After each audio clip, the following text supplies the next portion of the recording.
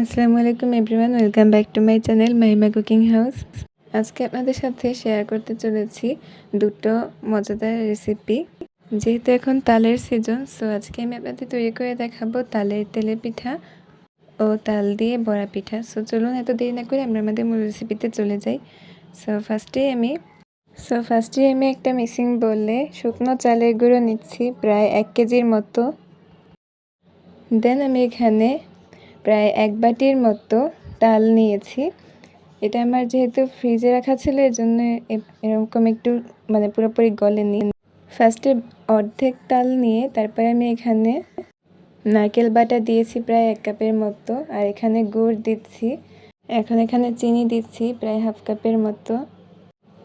তাল যদি মিষ্টি হয় তাহলে এখানে চিনি এবং গুড়ের পরিমাণটা একটু বুঝে দিতে হবে, আর যদি তেতো হয় তাহলে এখানে একটু বেশি পরিমাণ দিলেই ভালো হয়। সব ইনগ্রিডিয়েন্টস হালকাভাবে মেখে নিয়ে আমি এটা দুটো বাটিতে আলাদা আলাদা করব, কারণ আমি একই ডো দিয়ে দুটো পিঠা তৈরি করব, দু ধরনের পিঠা।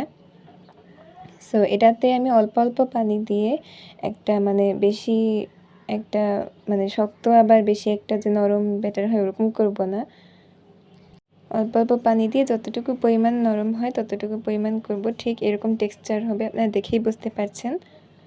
সো এটা আমার মেখে নেওয়া হয়ে গিয়েছে। এখন আমি এটা একটা সাইডে আলাদা করে ঢাকনা দিয়ে ঢেকে রেখে দিব।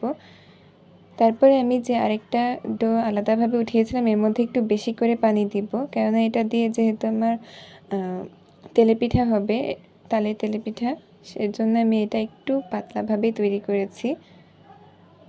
সো দুটো ডো আমার সুন্দরভাবে তৈরি করা হয়ে গিয়েছে। দেখতেই পাচ্ছেন দুটো ডোয়ের কীরকম টেক্সচার হয়েছে।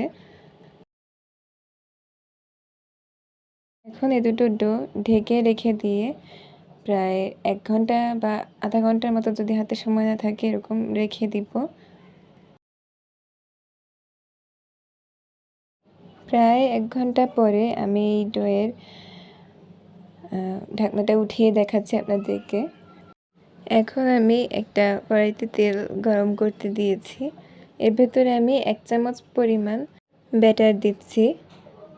তারপর এটা আস্তে আস্তে দেখতে পাচ্ছেন যে এটা ফুলে গিয়েছে কত সুন্দরভাবে পিঠাটা।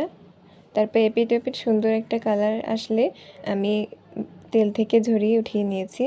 একে একে আমি ওই পিঠাটা কিন্তু তৈরি করা হয়ে গিয়েছে। এখন যেই বড়া পিঠাটা বানাবো তাল দিয়ে, সেটা তৈরি করার পালা। সো এখান থেকে আমি অল্প পরিমাণ হাতে করে নিয়ে তারপরে এভাবে করে দিয়ে দিয়েছি। এখন এগুলো সুন্দর একটা কালার আসা না পর্যন্ত ভাজতে থাকবো। ভেজে নেওয়া হয়ে গেলে আমি তেল ঝরিয়ে উঠিয়ে নিচ্ছি।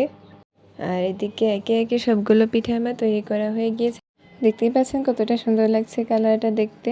আর এই পিঠা কিন্তু খেতে অনেক দারুণ লাগে। এখন যেহেতু তালের সিজন, আপনারা তাল সংরক্ষণ করে কিন্তু আপনারা এই পিঠাটা তৈরি করতে পারবেন।